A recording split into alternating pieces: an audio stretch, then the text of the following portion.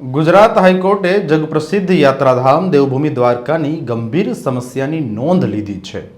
દ્વારકા આવતા પ્રવાસીઓ અને સ્થાનિક લોકોને પડી રહેલી મુશ્કેલી અંગે થયેલી સુનાવણીમાં હાઈકોર્ટે દેવભૂમિ દ્વારકા નગરપાલિકાના ચીફ ઓફિસર પાસેથી તાત્કાલિક અને નક્કર પગલાંની વિગતો સાથે જવાબ માંગ્યો છે. તેમજ અત્યારે જે દ્વારકામાં પરિસ્થિતિ છે તેની સામે લાલ આંખ બતાવી છે.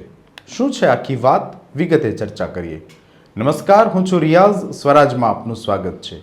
દ્વારકાની શેરીઓમાં આશરે 2000 જેટલા રખડતા ઢોર અને આખલાઓના ભયંકર ત્રાસને લઈને થયેલી સુનાવણીમાં હાઈકોર્ટે લાલ આંખ કરી છે.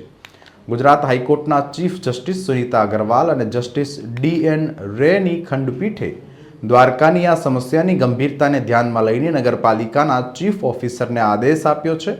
કોર્ટે ચીફ ઓફિસરને પૂછ્યું છે કે રખડતા ઢોરના ત્રાસ અને આખલાઓના ન્યુસન્સના નિવારણ માટે નગરપાલિકા દ્વારા અત્યાર સુધીમાં શું પગલાં લેવામાં આવ્યા છે તેની સંપૂર્ણ વિગતો સાથે કોર્ટ સમક્ષ હાજર થવું. હાઈકોર્ટમાં દાખલ કરાયેલી જાહેર હિતની અરજીમાં ગંભીર આક્ષેપ કરવામાં આવ્યો છે. અરજદારોના મતે દેવભૂમિ દ્વારકાની શેરીઓમાં અંદાજે 2000 જેટલા રખડતા ઢોર અને આખલાઓનો વ્યાપક ત્રાસ પ્રવર્તી રહ્યો છે. આ ઢોર અને પશુઓ રાહદારીઓ, સ્થાનિકો અને દેશ વિદેશના પર્યટકો પર છાશવારે હુમલા કરે છે, જેના કારણે અનેક લોકો ગંભીર રીતે ઈજાગ્રસ્ત થયા છે અને કેટલાક કિસ્સાઓમાં મોત પણ નિપજ્યા હોવાનો ઉલ્લેખ કરાયો છે. અરજદારે રજૂઆત કરી હતી કે હાઈકોર્ટના વારંવારના ચુકાદાઓ અને નિર્દેશો છતાં દ્વારકા નગરપાલિકા તંત્ર સહિતના સત્તાવાળાઓ દ્વારા કોઈ જ નક્કર કાર્યવાહી કરવામાં આવતી નથી.